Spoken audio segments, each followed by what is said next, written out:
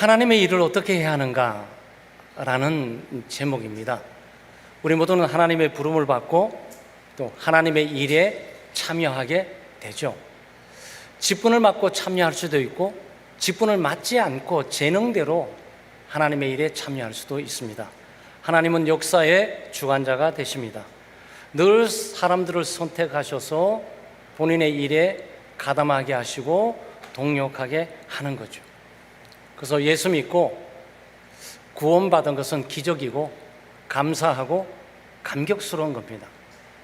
근데 이걸로 끝나지 않고 더 나아가서 하나님께서 우리를 목사로, 장로로, 집사로, 권사로, 교사로, 찬양대 대원으로 또는 또 목장장으로, 목장의 위원으로 뭐 등등 우리의 여러 가지 직분을 주셔서 하나님 일을 하게 합니다. 하나님은 늘 새로운 사람을 불러 세우시고 새로운 일을 진행하게 하시는 분이시죠.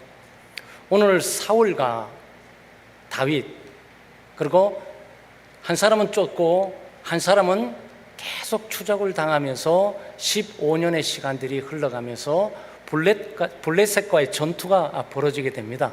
그래서 길보아 전투에서 사울과 그 아들들이 다 죽게 되죠.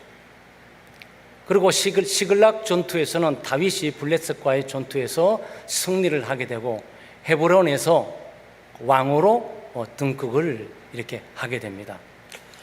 그래서 오늘 본문은 바로 시글락의 전투를 우리에게 그려주고 있습니다. 12장이잖아요. 우리는 그 10장에 보면 이게 사울과 그의 아들들이 다 죽습니다. 한번 지도 한번 띄워 주실래요? 혹시나 띄우실 수 있으면. 자, 여기를 보시게 되면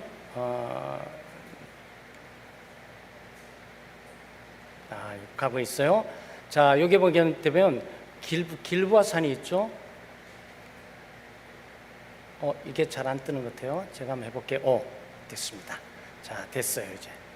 자, 여기 보시게 되면 길보아 산이 있죠. 네, 이 전투에서 사울과 그 아들들이 다 죽습니다. 밑에 쭉 내려오다 보면 헤브론이 있고 시글락이라는 데 있는데 옆에는 블레셋이 있죠.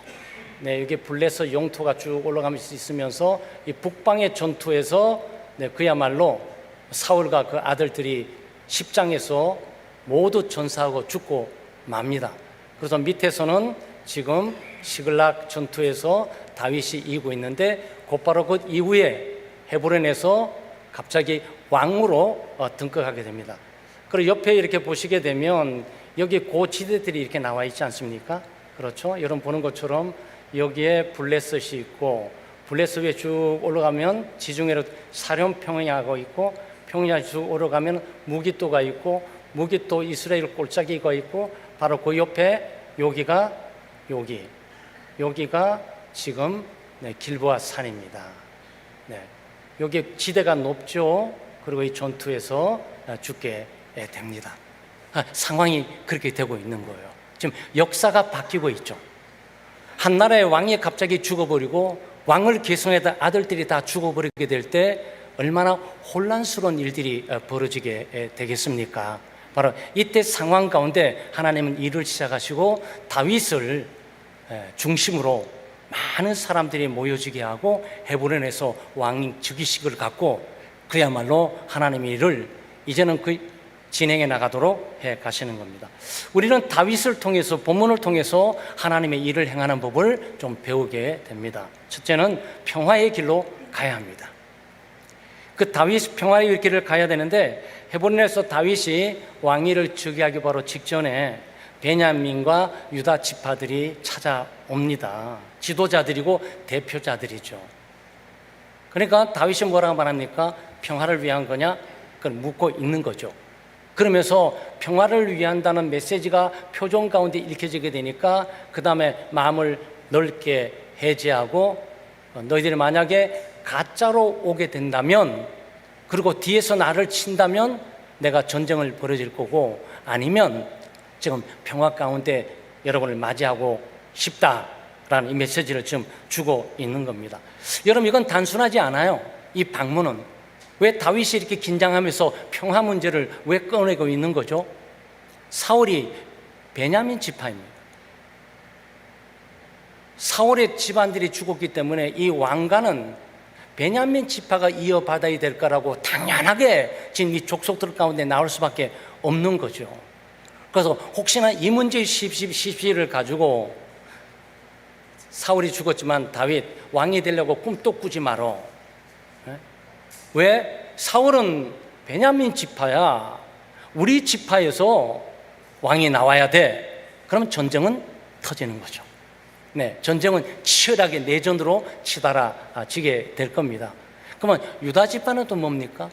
유다는 다윗이 속해 있는 지파예요. 그럼 유다 지파가 다 다윗을 지지할까요? 아니죠. 유다 지파 가운데 다윗에 있는 족속들은 굉장히 보잘것이 없어요. 네? 보잘것이 없을 뿐만 아니라 다윗의 아버지는 이세고 다윗의 집에는 7 형제가 있어요. 다윗은 막내입니다. 가부장 제도 역시 소열부를 보게 될 때 이거는 한참 아래예요. 뿐만 아니라 여러분 잘 하지 않습니까? 사울의 전투장에 다윗이 목동으로 있다가 도시락 싸갖고 형들, 소위 그때 육사를 나와가지고 장교를 하고 있던 형들 도시락을 싸들고 갔던 사람이 이 다윗이에요. 그런데 다윗이 왕으로 등극하고 있는 바로 이 직전 이 모습들이 지금 다 전개된단 말이죠. 네. 뿐만 아니고 다윗의 아버지는 이세 아닙니까? 이세의 아버지는 오벳이에요. 오벳의 아버지는 보아스예요. 보아스의 아내는 모압 여자예요. 유대 책송 가운데 유대 혈통을 순수하게 이어받았다고 할 수가 없는 거예요. 여기에 긴장이 흐르는 거죠. 자리는 하나이고 왕자리는 하나인데 이 권력 투쟁 선상에서 지금 다윗이 최고의 선방에 서서 있고 지지자들이 다윗을 곧바로 왕으로 세울 바로 직전에 시글락 전투에서 아주 중요한 전투고 바로 위에 헤브론이 있는데 그런데 딱 온 거예요. 베냐민 사울 지파에서 딱 나타나고 유다 지파 자기 지파의 어른들이 딱 대거 등장을 한 거죠. 그러니까 다윗이 평화를 위한 것이냐? 그러니까 그렇다. 그러니까 다윗이 영접하고 맞이하게 됩니다. 네, 하나님의 일은 이렇게 진행돼야 되죠. 하나님의 일은 목적도 선해야 되지만 동기도 선해야 되고 과정도 선해야 되는 거예요. 왕이 되는 가정의 투쟁을 통해서 얻을 수도 있겠지만 이렇게 평화스러운 방법으로 왕의 직위를 얻고 평화스러운 방법으로 그 직위를 감당하게 되는 거죠. 네.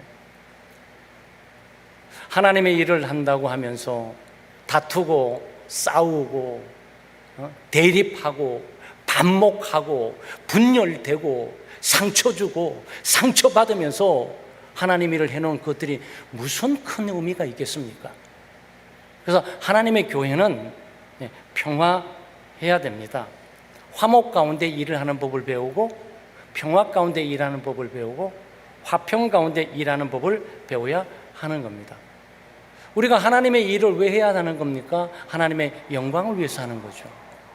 하나님의 영광을 위하고 한다 그래가지고 우리가 그 목적을 위해서 수단과 방법을 가리지 않고 해야 되겠습니까? 그건 아니죠. 이 세상에는 권력 투쟁 가운데 수단과 방법을 가리지 않을 거예요.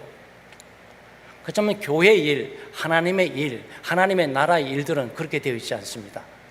목적이 선하면 이 과정도 선해야 되고 방법도 선해야 되고 수단도 선해야 되고 목적이 하나님의 영광이 된다면 방법도 하나님의 평화 가운데 이 부분들이 만들어져 가야 되는 거죠.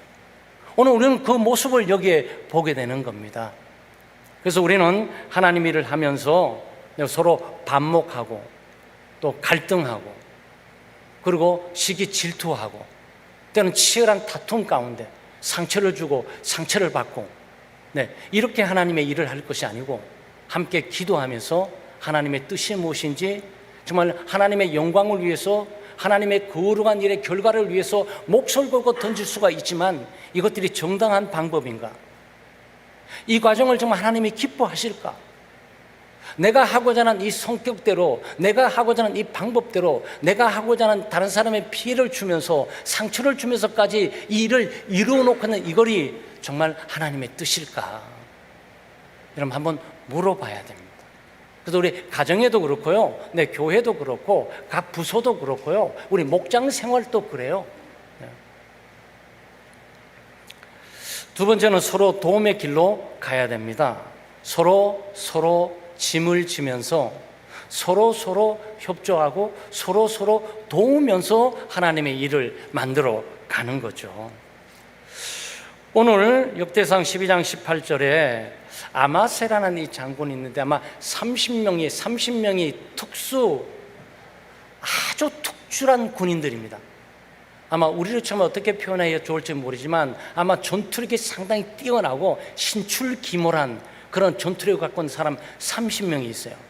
이 30명 가운데 최고의 우두머리, 바로 리더, 바로 소위 대장격에 속해 있는 이 아마세 이 장군이 감동을 받은 거예요.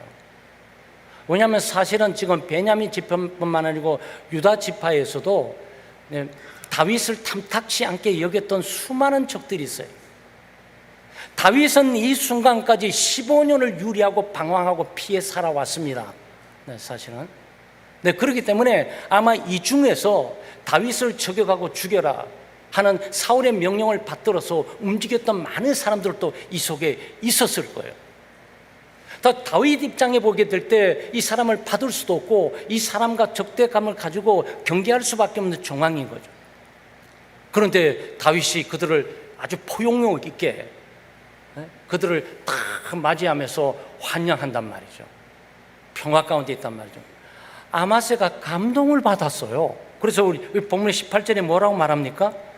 그때 성령이 30명의 우두머리 아마세를 감싸시니 그랬어요. 예수님께서 이 모태에서 성령으로 잉태하듯이 말이죠. 닭이 병아리를 이렇게 품듯이 성령께서 아마세를 이렇게 다 감싸버린 거죠. 이것을 우리 성령 충만, 성령 지배함을 지금 아마세가 받고 있죠. 그러면서 다윗에게 놀라운 진언을 합니다. 진언하기를 우리가 당신에게 속하겠습니다. 당신과 한패가 되겠습니다. 당신과 한 팀이 되겠습니다. 우리가 배반할 걸 두려워하지 마소서라고 이 장수가 전면에 딱 서서 다윗의 마음을 딱 잡습니다. 그리고 왕이여 평화하십시오. 이세, 그죠? 이세 아들이요 뭐죠? 수많은 사람들이 이세 유다 작속 가운데 이세 아들이라고 무시하고 멸시하는 당신의 집안이지만 우리는 절대 그렇지 않습니다. 마음의 평안을 가지고 평안하십시오. 그리고 오신 저 사람을 받아들이는 왕의 모습을 보게 될 때 하나님께서 도우시는 것입니다. 그리고 지금 저들도 하나님이 돕기 위해서 왔고 우리도 다윗에게 속해서 도우실 거고 지금 이 말을 하고 있는 거죠. 참 감동스러운 모습이에요. 이 전쟁터에서 치열하게 죽고 죽이는 반목과 갈등들, 깊은 혐오와 또 배반들이 감돌곤이 조는 사이에서 말이죠. 왕이 하나를 두고 난 다음에 이런 이 사건들이 예사롭지가 않단 말이죠. 그래서 아마세는 감동을 받고 그 얘기합니다. 서로 돕는다는 말입니다. 그 히브리어 단어에 돕는다는 것은 지원한다라는 겁니다. 이 상황이 잘 어울려요. 지원한다는 것뿐만 아니라 원조한다라는 뜻이에요. 다윗이요. 앞으로 다윗은 이제 곧바로 헤브론에서 우리가 왕으로 추대하게 될 것입니다. 아마 전국적인 모든 지파들이 이 부분에 주목을 갖게 될 것입니다. 두려워 마십시오. 우리가 지원하겠습니다. 사람이 필요합니까? 우리 군사를 보낼 겁니다. 물품이 필요합니까? 우리 물품으로 보낼 겁니다. 위로가 필요합니까? 뭐가 필요하겠습니까? 라고 돕기 위해서 준비된 말들을 한단 말이죠. 여러분, 다윗이 도망자 생활을 15년 동안 하다가 얼마나 수많은 배반을 맛보았겠습니까? 얼마나 치열한 장소 가운데 생명을 유지했겠습니까? 지금 막바지에 와 있는 이 순간 지금 하나님께서 돕고 있는 거죠. 그래서 하나님의 일은 하나님이 도우셔야 돼요. 그 아마세가 말하지 않습니까? 이세 아들이여 하나님이 당신을 돕고 있습니다 보는 거죠. 하나님이 당신을 돕는 이유가 뭔지 아십니까? 지금 베냐민 지파와 유다 지파의 대표자들과 그들의 가장 강력한 지도자들이 협조하기 위해서 이게 와 있는 것 아니겠습니까? 그를 보니 하나님께서 당신을 돕는 겁니다. 그리고 제가 누구입니까? 지금 30명의 최고 일당백의 용사들을 이끌고 있는 이게 대장 아닙니까? 제가 충성을 맹세하겠습니다. 안심하십시오. 제가 돕는 자가 되겠습니다. 지원하겠습니다. 이러고 나온단 말이죠. 하나님의 일이 이렇게 진행돼야 돼요. 첫째는 하나님이 도우셔야 되고, 그러면 하나님은 어떻게 도우십니까? 네, 하나님의 뜻을 행하고 하나님의 말씀에 순종해서 말씀대로 살아가고, 그리고 필요할 때마다 기도하는 그 사람을 하나님께서 돕는 거죠. 하나님의 말씀은 듣지 않고 말씀에 순종하지는 않고 자기 필요할 때만 도와주세요, 도와주세요, 도와주세요 이런 거 말고, 늘 평상시에 하나님을 사랑하고 말씀을 순종에 따라 살다가 굉장히 긴급한 어려운 상황, 필요의 상황에 주여 주시옵소서 그럴 때 하나님께서 도우시고 주신단 말이죠. 이 다윗의 경우가 그런 경우예요. 하나님이 도울 뿐만 아니고 서로 도와야 되는 거죠. 그래서 우리가 읽지 않았지만 22절에서 37절까지 대거 와서 돕기 시작합니다. 그래서 한번 지도 한번 띄워주실래요? 각 지파들 있는 지도. 네. 자, 여러분 보시게 되면 여기 지금 유다 지파 내에 있지 않습니까? 유다 지파가 중간에 있죠. 네, 헤브론이 있습니다. 이게 왜 안 뜨죠? 네. 자, 여기 헤브론에서 왕이 됩니다. 밑에 시몬 이 지파가 즉각적으로 지원하고 협조합니다. 그리고 주변에는 베냐민 지파 위에 그 다음에 에브라임 지파, 단 지파, 서쪽 므낫세 지파, 이사갈 지파, 스불론, 납달리, 아셀 북쪽 전 지역에 속해 있었던 지파들의 리더들이 헤브론으로 강력하게 모이기 시작합니다.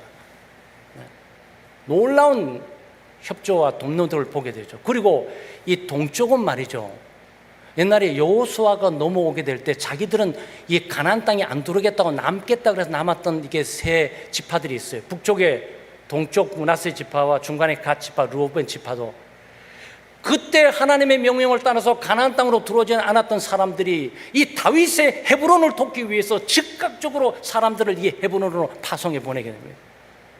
뭘 하려고? 도우려고. 이래서 하나님의 일은 진행되는 거예요.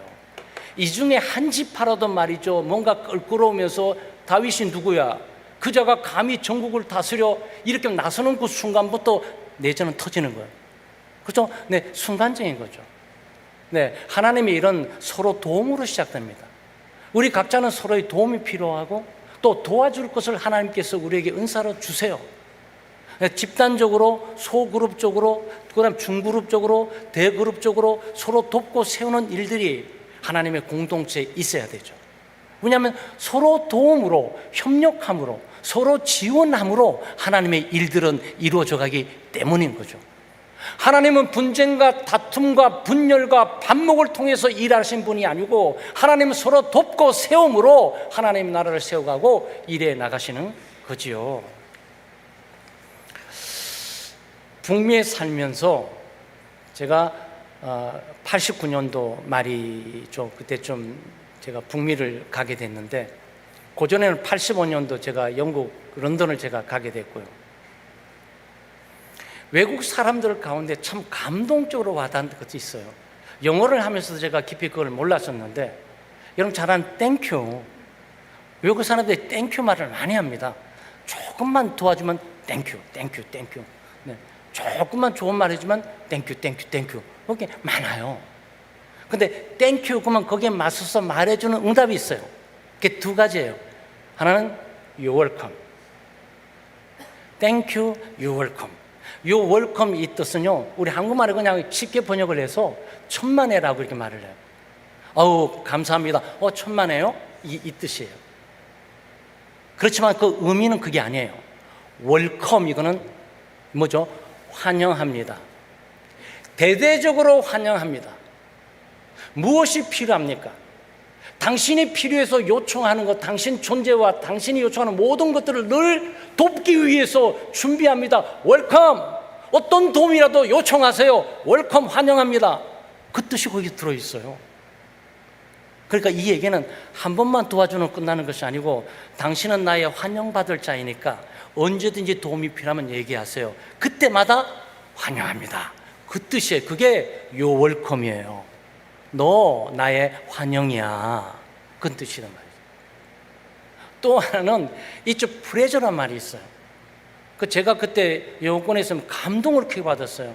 야, 이게 기독교 국가의 저력이다. 기독교 국가의 진리가 이 어휘 속에서도 굉장히 풍겨 나오는 거죠. 도와주면 하니까 땡큐. It's my pleasure. 그래. It's my pleasure. 그래요. 그게 무슨 뜻이냐면은 내 기쁨입니다. 나 얼마나 기쁜지 몰라요. 당신을 돕는 거요. 할 수 없어서 마지못해서 체면 때문에 도와주고 얼굴 아는 것 때문에 도와주는 게 아니에요. 그게 내 기쁨이에요. 그러니까 나에게 기쁨을 많이 주세요. 그러면 많이 도와달라고 얘기해 주세요. 왜? 내가 도울 때마다 나는 그게 내 기쁨이 되니까. 여러분, 이게 영어 문화권 속에 날마다 매일 이렇게 퍼져 있어요. 그 제가 제일 감동받았어요. 야, 기독교 문화가 뭔가 다르긴 다르다. 그리고 이 어휘 속에 있는 의미가 이렇게 신앙적인 냄새를 가지고 다가오는 건 참 드물다. 그냥 그렇습니다. 우리가 돕게 될 때 마지못해서 또 억지로 체면 때문에 할 수 있어요. 그거라도 너무 감사하죠. 근데 여기에 서로 돕는 얘기는 기꺼이 또 즐거이 자발적으로 능동적으로 그냥 다윗이 헤브론에 있어서 말이죠. 공문을 보내가지고 각 지파마다 모두 보내라 그러고 북쪽 아셀 지파까지 내려오라 그래 한 적이 없어요. 그냥 다윗은 지금 경계망을 하면서 지금 이 추위가 어떻게 돌아갈까, 이 자기를 추정하는 이 추정자를 중심으로 배반자는 있을까 없을까라는 이런 문제까지도 신경 쓸 수밖에 없는 문제라고요. 근데 저기서 도우러 오는 거죠. 도우러 오는 거예요. 그들도 하나님의 뜻을 받겠지만 근데 여기에 다윗과 그에 있는 함께 협력하는 자들도 강력한 하나님의 도움을 보고 이 아마세라는 이 대장군 가운데 마음속에 감동을 진하게 받은 거죠. 사랑하는 여러분, 우리 서로 돕고 삽시다. 각 목장끼리도 돕고요. 서로 신앙 돕고 또 물질 돕고 또 서로 삶의 필요를 돕고 그러다 보면 하나님이 우리를 통해서 일해 나가시는 거예요. 서로 연락망이 있었던 것이 아니에요. 각 지파마다 서로 연락망이 있어 연통을 받아도 공문 받았어. 받았는데 다윗이 오라 그러는데 다윗 그 친구 누구야? 뭐 이런 사람도 없고 헤브론에서 무슨 왕자가 새롭게 올라왔을 때 이 어려운 시기에 우리가 전부 가야 돼라고 너도 나도 자발적으로 전부 내려오는 거란 말이죠. 그래서 우리는 하나님이 이렇게 되어져 가야 된다. 마지막으로 우리는 연합의 길로 가야 됩니다. 오늘 18절, 17절에 보시게 되면 다윗이 이런 말을 합니다. 다윗이 나가서 맞아 그들에게 말하여 이르기를 만일 너희가 평화로이 내게 와서 나를 돕고자 하면 내 마음이 너희 마음과 하나가 되려니와 그랬어요. 내 마음이 당신들과 하나가 되기를 원합니다. 또 하나가 될 것입니다 라고 얘기하는 거죠. 18절에도 아마세가 말한 것처럼 내가 당신에게 속하겠습니다. 그러니까 다윗이라는 인물 속에 이 아마세와 그의 군대들이 전부 이 속에 들어오겠다는 거예요. 전부. 그리고 평화를 말하면서 하나님이 당신을 돕고 그리고 주변에 많은 사람이 당신을 돕게 될 겁니다. 그러니까 실제로 돕는 일이 일어나게 될 것이지만 다윗도 말이죠. 소위 통 크게 쓴다고 이렇게 말하는데 다윗이 마지막에 그들을 받아들여 뭐라고요? 군대의 지휘관으로 전진 배치시킨다고. 이거 말이죠. 엄청난 일입니다. 그 위기의 중앙 가운데 그 신뢰하고 믿고 마음속에 기쁨과 평안을 가지고 하나님이 주시는 성령의 뜻인 줄 알고 당신들 말이죠. 우리 전체 부대가 중대장, 수대장 모두 맡아서 전진 배치 막 시켜놓는단 말이에요. 이게 뭐죠? 하나가 된 거지. 그때 히브리 말에 연합한다는 이 말은 짝패가 되다라는 뜻이에요. 우리 순수 말로 짝패가 되다. 나의 짝이 되다. 나와 하나가 되다. 그러니까 우리 그 유명한 삼국지에 유비, 간호, 장비가 만나가지고 탁 물으면서 우리는 죽어도 같이 죽고 살아도 같이 산다. 이게 지금 여기에 있어지고 있단 말이죠. 이게 뭐예요? 연합이지. 이게 하나 되는 거죠. 여러분, 하나님 일을 함에 있어서 우리가 직분 감당하고 하나님을 하게 될 때 우리는 과정도 중요하고 목적도 중요하고 하지만 모든 걸 중시 여기는 것은 사실이죠. 이 모든 것 가운데 가장 소중한 것이 뭔지 아세요? 하나 되는 거예요. 하나님 일을 한다고 다투고 분쟁하고 나는 이쪽이야, 나는 저쪽이야, 나는 앞이야, 나는 뒤야, 나는 이 성경 공부해야, 난 저 성경 공부해야, 아니 성경 공부해야 돼, 아니 나는 기도해야 돼, 다투고 싸우는 모든 문제가 성경 공부도 그렇고 기도도 그렇고 그 의미가 아무것도 없어진단 말이에요. 우리가 연합하고 하나 되는 삶을 우리가 잘 배워야 하는 거죠. 신명기 33장 5절에 여수론의 왕이 있었으니 곧 백성의 수령이 모이고 이스라엘 모든 지파가 함께한 때로다 그랬습니다. 바로 이때를 지금 말하는 거죠. 미가 2장 12절에 야곱아, 내가 반드시 너희 무리를 다 모으며 내가 반드시 이스라엘의 남은 자를 모으고 그들을 한 초소에 두기를 보스리의 양떼같이 하며 초장의 양떼같이 하리니 사람들이 크게 떠들 것이며 그랬습니다. 시편 133편 1절에 형제가 연합해서 하나가 되어 통고함이 어찌 그리 선하고 아름답냐, 지금 이것을 노래하고 있는 거죠. 그 예수님께서도 제자들에게 부탁을 해주고 기도했어요. 요한복음 17장은 예수님의 하나되라는 기도로 유명합니다. 요한복음 17장 11절에 그들도 하나되게 하소서, 하나되게 하소서라는 것은 전도 많이 하소서, 기도 많이 하소서, 주여 저들 성경 많이 읽게 해주세요, 전도 많이 교회 많이 세우게 해주세요. 예수님이 이거 기도한 거 아니에요. 그거 모든 것들을 다 해도 깨어지고 분열되고 반목하고 다투고 분쟁하면 아무 의미가 없어지는 거죠. 주여 저들을 하나 되게 하소서. 저들의 교회가 평생 가는 동안 분열하고 대립하고 반목하지 않고 갈등하지 않고 홀사 있을지라도 믿음으로 극복해 연합하고 하나 되게 하소서. 여러분, 예수님이 기도하신 거예요. 고린도전서 12장 20절에 바울 사도는 지체는 많지만 몸은 하나이다. 우리는 하나다. 다양한 지체들이 있고 입, 코, 귀, 심장, 폐, 소장, 대장, 위, 장, 쓸개, 방광, 신장 모든 것이 있어도 우리는 하나다라는 이 부분들을 바울 사도가 설명을 한 거죠. 에베소 4장 3절은 극기야 평안에 매는 줄로 성령이 하나 되게 하실 것을 지켜라. 여러분, 성경의 당부는요, 우리가 일을 하게 될 때 얼마나 양을 많이 했냐, 또 얼마나 많은 결과를 남겼냐, 이 부분에 초점 맞추고 있는 게 아니에요. 평화로 유지해 가고 있는 것이야, 서로 섬기고 세우면서 돕고 나가고 있는 것이야, 그리고 하나가 되고 있는 것이야. 그렇지 않다면 그 결과는 의심하기 시작하지.